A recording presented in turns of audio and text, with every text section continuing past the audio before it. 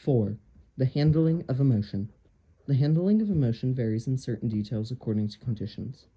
In the ordinary case, especially under new business, there are 6 essential steps, 3 by which the motion is brought before the assembly, and 3 in the consideration of the motion. How a motion is brought before the assembly. The 3 steps by which a motion is normally brought before the assembly are as follows. A member makes the motion. The words move and offer also refer to this step. A person is said to make a motion, but he uses the word move when he does so. He is also said to move a particular proposal, as in to move a postponement. 2. Another member seconds the question. 3. The chair states the question on the motion. The step of stating the question on the motion should not be confused with putting the question, which takes place later and does not require a vote. Which takes place later and means putting the question to a vote. Neither the making nor the seconding of a motion places it before the assembly. Only the chair can do that by the 3rd step, stating the question. When the chair has stated the question, the motion is pending, that is, on the floor. It is then open to debate, if it is a motion or one of several other debatable parliamentary motions, which are described in later chapters. If the assembly decides to do what a motion proposes, it adopts the motion, or the motion is carried. If the assembly expressly decides against doing what the motion proposes, the motion is lost or rejected. Making a motion. To make a main motion, a member must obtain the floor, as explained above, when no other question is pending and when business of the kind represented by the motion is in order. The member then makes his motion in simple cases by saying, "I move that," and then announcing what he proposes in a wording intended to become the assembly's official statement of the action taken. For more important or complex questions, or when greater formality is desired, he presents the motion in the form of a resolution. The usual wording then is, "I move the adoption of the following resolution, resolved that," or "I offer the following resolution, resolved that." For additional information on the proper form for main motions and resolutions, see Chapter 10. A resolution or a long or complicated motion should be prepared in advance of the meeting, if possible, and should be put into writing before it is offered. The mover then passes it to the chair as soon as he has offered it. If conditions make it impractical for a member offering a written resolution to read it himself, he signs it and passes or sends it to the chair ahead of time, in a large meeting often by page or messenger, or he can deliver it to the secretary before the meeting. In such a case, the member offers his resolution by saying, "I move the adoption of the resolution relating to," which I have sent to the chair, or have delivered to the secretary. Identifying it by its subject matter, or when moving its adoption, the member may identify the resolution by its designated title, number, letter, or the like. The chair then says, "The resolution offered by Mrs. A is as follows," or the secretary will read the resolution offered by Mrs. A, and the chair or the secretary reads the resolution in full.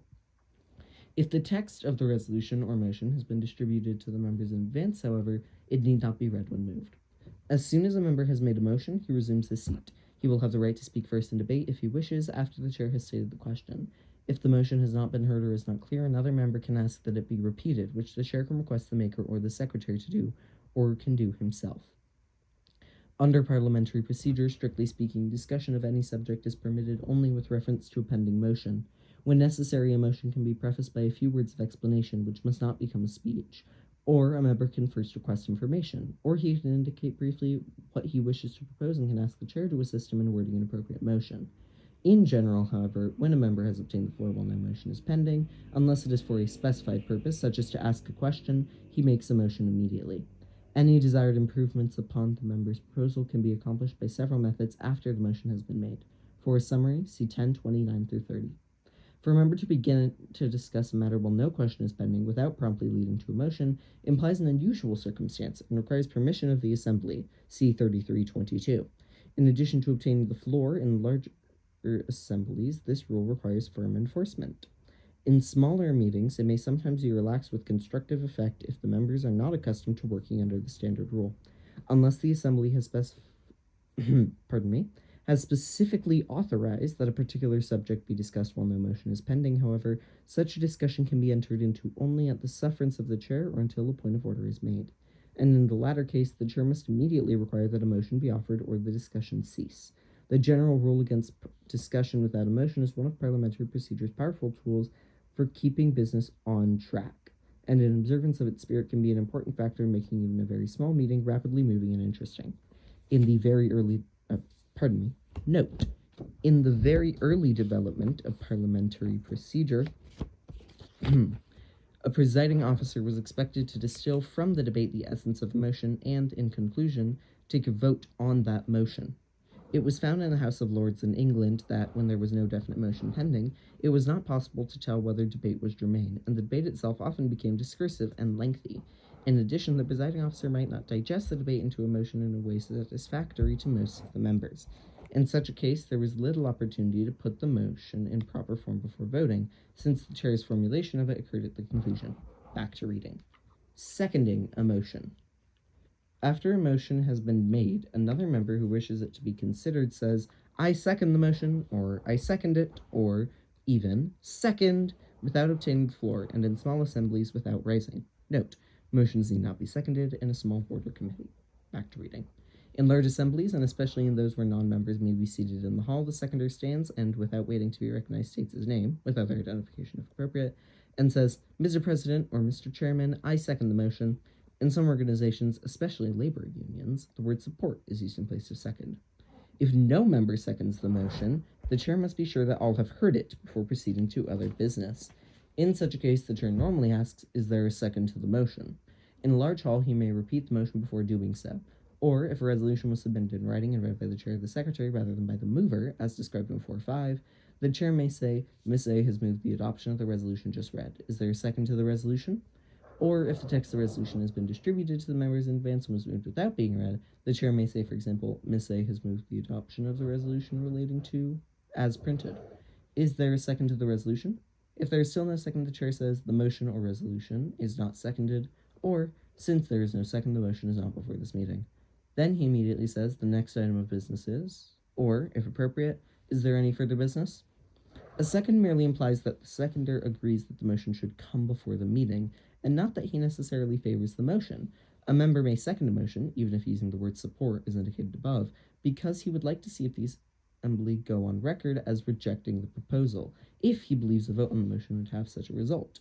A motion made by direction of a board or duly appointed committee of the assembly requires no second from the floor, provided the subordinate group is composed of more than one person, since the motion's introduction has been directed by a majority vote within the board or committee and is therefore desired by at least 2 assembly members or elected or appointed persons to whose opinion the assembly is presumed to give weight regarding the boards or committees concerned. For rules governing the appointment of non-assembly members to committees, see 1315, 5012, and 5013D. The requirement of a second is for the chair's guidance whether to state the question on the motion, thus placing it before the assembly. Its purpose is to prevent time from being consumed by the assemblies having to dispose of a motion that only one person wants to see introduced. In handling routine motions, less attention is paid to the requirement of a second. If the chair is certain that a motion meets with wide approval, but members are slow in seconding it, he can state the question without waiting for a second. However, until debate has begun in such a case, or if there is no debate until the chair begins to take the vote and any member has voted, a point of order, see Chapter 23, can be raised that the motion has not been seconded, and then the chair must proceed formally and ask if there is a second. Such a point of order should not be made only for the sake of form, if it is clear that more than one member wishes to take up the motion. After debate has begun, or, if there is no debate, after any member has voted, the lack of a second has become immaterial, and it is too late to make a point of order that the motion has not been seconded. If a motion is considered and adopted without having been seconded, even in a case where there was no reason for the chair to overlook this requirement, the absence of a second does not affect the validity of the motion's adoption. For lists of certain parliamentary motions that do not require a second, see pages T44 through T45. The stating of the question by the chair. When a motion that is in order has been made and seconded, the chair formally places it before the assembly by stating the question. That is, he states the exact motion and indicates that it is open to debate and certain other parliamentary processes to be explained in chapters 5 and 6, and the manner indicated below is appropriate to the case. A. The basic form used by the chair in stating the question on order in a motion is, "It is moved and seconded that," or 2, and then repeating the motion. The chair then normally turns toward the maker of the motion to see if he wishes to be assigned the floor. If the maker does not claim the floor, and, after a pause, no one else does, the chair may ask, "Are you ready for the question?" Or, less formally, "Is there any debate?" Note: for a parliamentary motion that is not debatable, but is amendable, see list on page T47, only "Are you ready for the question?" or "Are there any amendments?" are applicable phrases. For a parliamentary motion that is neither debatable nor amendable, see list on page T46, the chair omits any such query and instead puts the motion to a vote immediately after stating it. Back to reading. For example, it is moved and seconded that the society allocate $50 for, or that $50 be allocated, or it is moved and seconded to allocate $50 for, and then the chair recognizes Mr. A. In B, in the case of a resolution, the chair may state the question by saying, it is moved and seconded to adopt the following resolution, or that the following resolution be adopted. Resolved that, and then reading the question. C, if the chair, in stating the question on a written resolution or motion, wishes the secretary to read it, he may state the question as follows. It is moved and seconded to adopt the resolution which the secretary will now read. The secretary reads the resolution, after which the chair continues, the question is on the adoption of the resolution just read. D, if a written resolution was not read by the mover, but was read by the chair or the secretary before being seconded, the chair may state the question thus. It is moved and seconded to adopt the resolution just read. The chair at his discretion may also use the form given immediately above in cases where the member offering a resolution has read it clearly and the chair is confident that all members have understood it. In such a case, however, any member has the right to have the motion or resolution read again when the question is stated. F. Similarly, in the text of a resolution has been distributed to members in advance, the chair may state the question without reading it in full, instead identifying the resolution by its subject or designated title, number, letter, or the like, as by saying it is moved and seconded to adopt the resolution relating to as printed. In such a case, too, any member has the right to have the motion or resolution read by the chair or the secretary. In principle, the chair must state the question on the motion immediately after it has been made and seconded, unless he is obliged to rule that the motion is not in order, or unless, in his opinion, the wording is not clear. Rules and explanations relating to the conditions under which various motions are not in order will be found particularly in chapters 5, 6, and 7, in 1026 through 27, and then the first 3 of the standard descriptive characteristics given in the sections on each of the parliamentary motions, chapters 11 through 37. When a member who has legitimately obtained the floor offers a motion which is not in order, the chair may be able in certain instances to suggest an alternative motion which would be in order, and would carry out the desired intent of the satisfaction of the maker. If the chair is obliged to rule that the motion is not in order, he says, the chair rules that the motion is not in order, or is out of order, because, and then briefly stating the reason. He must not say, you are out of order, nor your motion is out of order. To state that a member is out of order implies that the member is guilty of a breach of decorum or other misconduct in a meeting, and even in such a case, the chair does not normally address the member in the second person. See 313, also chapter 61. If the chair rules that a motion is not in order, his decision is subject to an appeal to the judgment of the assembly. For procedure regarding appeal, see chapter 24. If a motion is offered in a wording that is not clear or that requires smoothing before it can be recorded in the minutes, it is the duty of the chair to see that the motion is put into suitable form, preserving the content to the satisfaction of the mover before the question is stated. The chair must never admit a motion that the secretary would have to paraphrase for the record. The chair, either on his own initiative or at the secretary's request, can require any new motion, chapter 10, amendment, chapter 12, or instructions to a committee to be in writing before he states the question. Until the chair states the question, the maker has the right to modify his motion as he pleases or to withdraw it entirely. After the question has been stated by the chair, the motion becomes the property of the assembly, and then its maker can do neither of those things without the assembly's consent. See 3311 through 19. But while the motion is pending, the assembly can change the wording of the motion by the process of amendment, chapter 12, before acting upon it. After a motion has been made, but before the chair states it or rules that it is not in order, no debate is in order. At such a time, however, any member can quickly rise and, without waiting to be recognized, say, Mr. President, I would like to ask the maker of the motion if he will accept the following modification, or if he would be willing to change the words to. The maker then answers, Mr. President, I accept, or do not accept, or cannot accept the modification. Or he can respond making a different modification. Mr. President, I will modify the motion as follows. If the maker of a motion modifies it before the question is stated, a person who has seconded it has the right to withdraw his second, but if a modification is accepted as suggested by another member, either before or after the motion has been seconded, the suggester has in effect seconded the modified motion, so that no other second is necessary. Under any circumstances where a second is withdrawn, but it is clear that another member favors consideration of the motion in its modified form, the chair treats the motion as seconded. If the maker makes any change in his motion, it remains in effect seconded, or, if necessary, is then seconded. The chair says it is moved and seconded, stating the question on the modified motion just as if it had been so moved originally. If a modification is suggested and the maker declines to make any change, the chair says the modification is not accepted, and, provided that the motion has been seconded, he states the question on it as it was moved by the maker. This procedure for modifying a motion before the question is stated is usually primarily for quickly handling simple, uncontroversial changes of the type that probably would not generate debate among the members present if proposed as amendments to a pending motion. In a similar manner, before the question on a motion has been stated, any member who believes that the maker will immediately withdraw the motion if a certain fact is pointed out to him can quickly rise and say, without waiting for recognition, "Mr. Chairman, I would like to ask if the member would be willing to withdraw his motion in view of," and then briefly stating the reasons for this suggested withdrawal.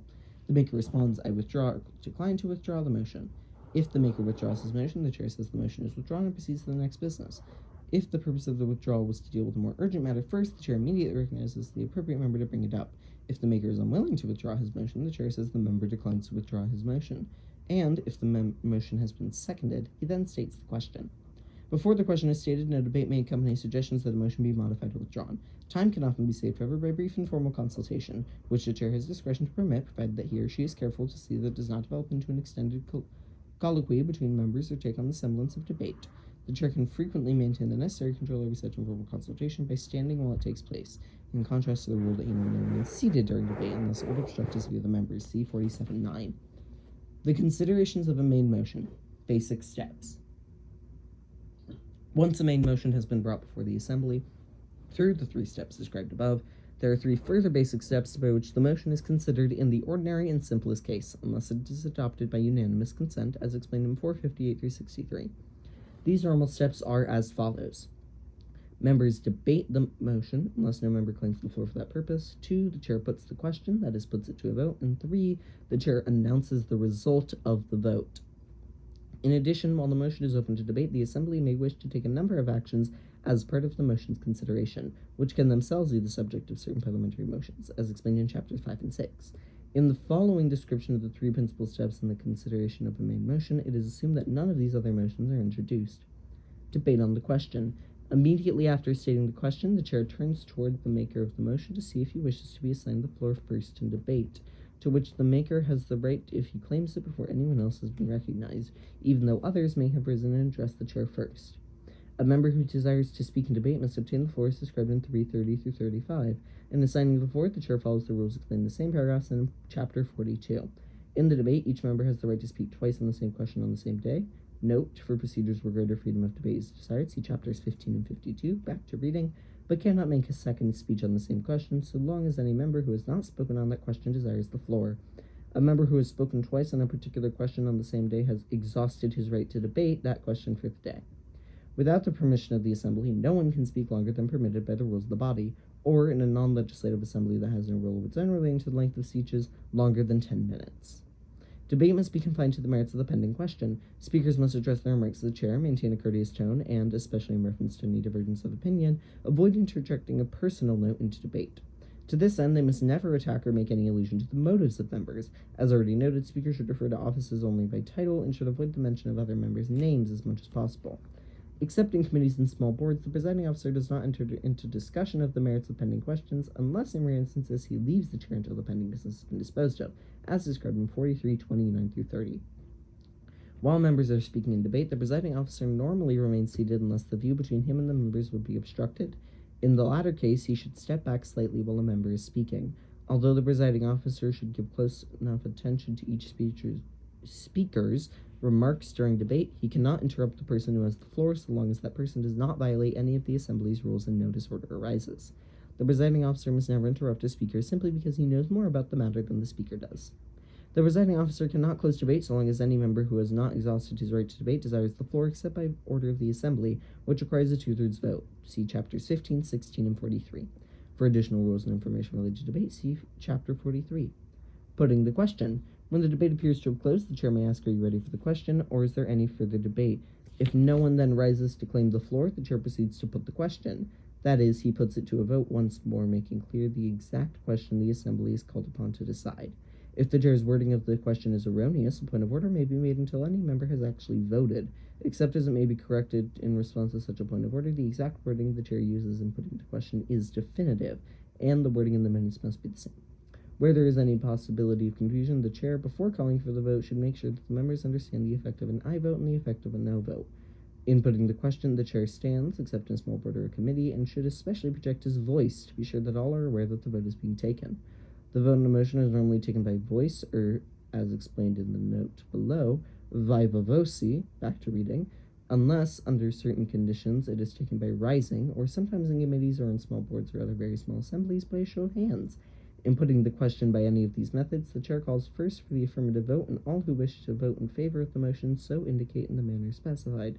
Then he calls for the negative vote. The chair must always call for the negative vote, no matter how nearly unanimous the affirmative vote may appear, except that this rule is commonly relaxed in the case of non-controversial motions of complimentary courtesy nature. But even in such a case, if any member objects, the chair must call for the negative vote. A further exception arises when the negative vote is intrinsically irrelevant, as for example when a vote of 1/5 of the members present is required, see 44(9)(a). The chair does not call for abstentions in taking a vote, since the number of members who respond to such a call is meaningless. To abstain means not to vote at all, and a member who makes no response if abstentions are called for, abstains just as much as one who responds to that effect. See also 45(3). The three methods of putting the question stated in preceding paragraph, as well as the forms used when a vote taken by rising or by show of hands is counted, are described below. Other methods of taking a formal vote, as distinguished from adopting a motion by unanimous consent, 458 through 63, are used only when expressly ordered by the Assembly or prescribed in its rules. They are described in Chapter 45. Form for taking a voice vote. A vote by voice is the regular method of voting on any motion that does not require more than a majority vote for its adoption. See 1.6 in Chapter 44. In taking a voice vote, the chair puts the question by saying the question is on the adoption of the motion to or that, and then repeating or clearly identifying the motion. Those in favor of the motion say aye, pause for response. Those opposed say no. Alternative forms include all in favor, all those in favor, or the wording formerly prescribed in Congress, as many as are in favor. In the case of a resolution, the question may be put as follows. The question is on the adoption of the following resolution, and then reading it. Those in favor of adopting the resolution that was just read say aye, those opposed say no. If the resolution has been read very recently and there appears to be no desire to have it read again, the chair may use this form. The question is on the adoption of the resolution last read. Those in favor of adopting the resolution say aye, those opposed say no. However, if there has been any debate or amendment since the resolution was last read, any member can demand that it be read again when the question is put if the chair does not do so on his own note. In the case of any resolution, motion, or paper placed before the Assembly that has not been read even once, the chair may not put it to a vote or seek its approval or adoption without reading it or having it read by the Secretary, unless permission is first obtained by unanimous consent, except that where the full text has been distributed to the members in advance. The chair may initially presume that there is no objection to omitting the reading, but any member still has the right to demand that it be read. Such an exception typically involves adoption of an agenda, approval of the minutes, or, in a convention, the rules proposed by the Committee on Standing Rules, the program proposed by the Program Committee. See also 415F. Form for taking a rising or division vote. The simple rising vote, in which the number of members voting on each side is not counted, is used principally in cases where a voice vote has been taken with an inconclusive result, and as the normal method of voting on motions requiring a two-thirds vote for adoption, see chair's announcement of the voting results, etc., below. When only a majority is required, however, time may sometimes be saved by taking a rising vote initially, if the chair believes in advance that the voice vote will be inconclusive. In all such cases, the vote can be taken in a form like so. Those in favor of the motion to invite Mr. Jones to be guest speaker at our next meeting will rise or stand, be seated. Those opposed will rise, be seated. If rising vote remains inconclusive, the chair of the Assembly can order the vote to be counted, see 453, Chapter 30, and 4514. The form then uses, for example, the question is on the motion to limit all speeches at this meeting to 2 minutes. Those in favor of the motion will rise and remain standing until counted. Be seated. Those opposed will rise and remain standing until counted. Be seated. Form for taking a vote by show of hands. As an alternative to voting by voice, a vote by show of hands can be used as the basic voting method in small boards or in committees, and it is so used in some assemblies. An inconclusive voice vote is also sometimes verified by this method. For either of these purposes, the use of voting by show of hands in assembly should generally be limited to very small meetings where every member can clearly see every other member present. In voting by this method, the question can be put, for example, as follows. The question is on the motion that the bill for building repairs be paid as rendered. All those in favor of the motion will raise the right hand, lower hands, or nodding thank you. Those opposed will raise the right hand, lower hands. Chair's announcement of the voting results, verification procedures, and cases where the chair votes. The chair, remaining standing, announces the result of the vote immediately after putting the question. That is, as soon as he has paused to permit response to his call for the negative vote. A majority vote in the affirmative adopts any motion unless it is one of the particular motions that require a larger vote under parliamentary law or the rules of the organization. For the parliamentary motions that require 2/3 vote, see pages T48 through T49. Under all of the voting methods described above, except a counted rising vote or a counted show of hands, the result is determined by the chair's judgment as to the prevailing side.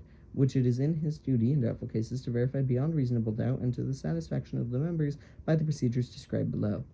In voting by any of these methods, including a counted rising vote, a member has the right to change his vote up to the time the result of the vote is announced. After that, he can make the change only by unanimous permission of the Assembly. See 45.8 and see 458 through 63 regarding the granting of such permission by unanimous consent. Content of complete announcement. In general, that is, as applying to main motions and other types of motions explained in later chapters, the chair's announcement of the result of the vote includes the following. 1. Report of the voting itself, stating which side has it, that is, which side is more numerous, or in the case of motion requiring a two-thirds vote for adoption, whether there are two-thirds in the affirmative. If the vote has been counted, the chair first gives the count before announcing the prevailing side. 2. Declaration that the motion is adopted or lost. 3. Statement indicating the effect of the vote or ordering its execution if needed or appropriate. The 3 points listed immediately above generally complete the chair's announcement of the voting result. However, whenever it is stated in this book that a certain procedural motion relating to a vote that has been taken as an order immediately after the result of the vote has been announced, see for example 45.9, that interval begins as soon as the chair has put into the first 2 points. Form of announcement of voting result and the business that follows. The 3 points generally covered by the chair's announcement of the voting result as listed above are normally spoken without separation into distinct elements, and where applicable, they are immediately followed without pause by announcement of the next item of business, or in the case of secondary motions which are described in the next chapter, by the stating of the next motion that consequently comes up for consideration. Standard Standard forms as shown in the bulleted list below can be given only for the part of the announcement covered by the first 2 points listed above. The form of the third point, which is usually needed only for a vote that has caused a motion to be adopted, is determined by the particular motion. For example, after declaring that the motion is adopted, the chair may indicate its effect by saying, the secretary will send to the bank a certified copy of the resolution naming Mr. Thomas and Mr. Watkins as signatories, or the question is postponed to the next meeting of the society. Immediately after completing the announcement of the voting result, to announce the next business is in order, the chair might say, for example, the next item of business is the report of the treasurer, or is there any further new business? Or to state the question on the motion that comes up next as a result of the vote, the question is now on the main motion as amended.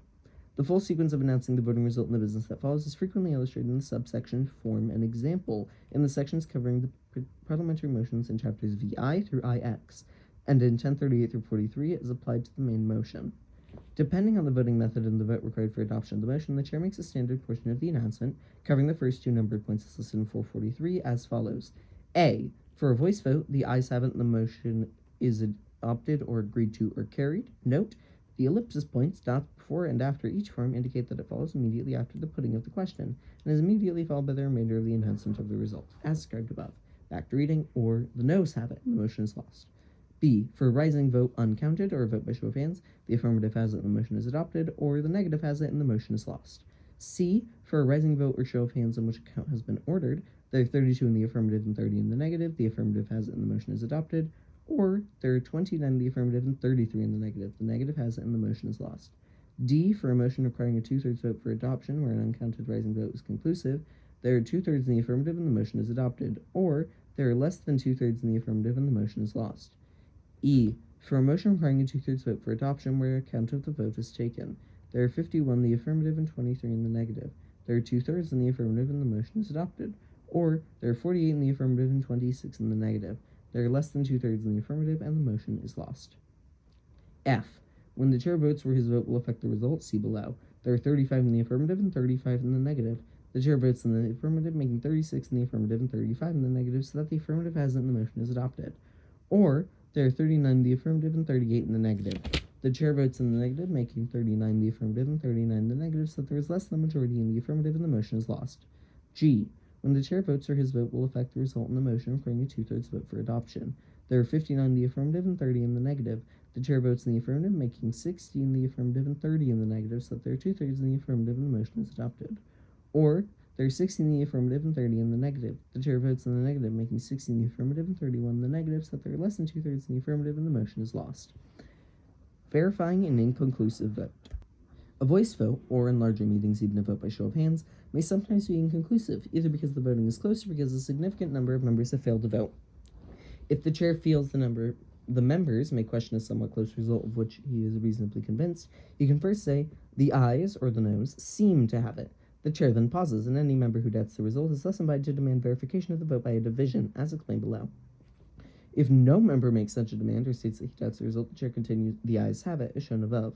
If the chair is in actual doubt in the case of such a vote, however, he does not announce a result, but instead immediately retakes the vote, strictly speaking, always as a rising vote. Regarding use of a show of hands, the method of verifying an inconclusive voice vote, however, see below. If it appears when those in the affirmative rise that the vote will be close enough to require a count, the chair should count the vote, or direct the secretary to do so, or in a large assembly appoint a convenient number of tellers, preferably an even number, equally divided between members known to be in favor of the motion and those opposed to it. If, after a vote has been retaken as an uncounted rising vote, the chair finds himself still unable to determine the result, he must take the vote a third time as a counted rising vote. Division of the assembly. Whether or not the chair pauses to say the ayes seem to have it, any member without a second has the right to require that a voice vote, or even a vote by show of hands, be retaken as a rising vote, so long as he does not use the procedure as a dilatory tactic when there has clearly been a full vote and there can be no reasonable doubt of the result. A vote retaken by rising at the demand of a member is called division of the assembly, or simply a division. A member can demand a division from the moment the negative votes have been cast until the result of the vote has been announced, or immediately thereafter. See 45.9. To do so, the member, without obtaining the floor, calls out the single word division, or I call for or demand a division, or I doubt the result of the vote. The chair must then immediately take the rising vote. Either the chair on his own initiative or the assembly by a majority vote can order such a vote to be counted.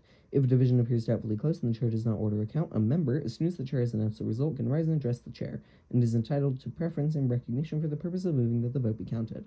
If such a motion is made and is seconded, the chair states it and puts the question by a voice vote or by an uncounted rising vote or show of hands on whether a count shall be ordered. If a count is ordered, the chair takes the doubtfully close division again by a counted rising vote. For additional information regarding division of the assembly and motions relating to voting, see chapters 29 and 30. Verification by show of hands. In very small assemblies where everyone present can clearly see everyone else, an conclusive voice vote may sometimes be verified satisfactorily by a show of hands if no member objects. A show of hands is not a division, however, and it is not always as effective in causing a maximum number of members to vote when some have not done so. In small meetings, a voice vote can be retaken by a show of hands at the initiative of the chair, or during the same time that it is in order to demand division, any member can call out, Mr. President, may we have a show of hands?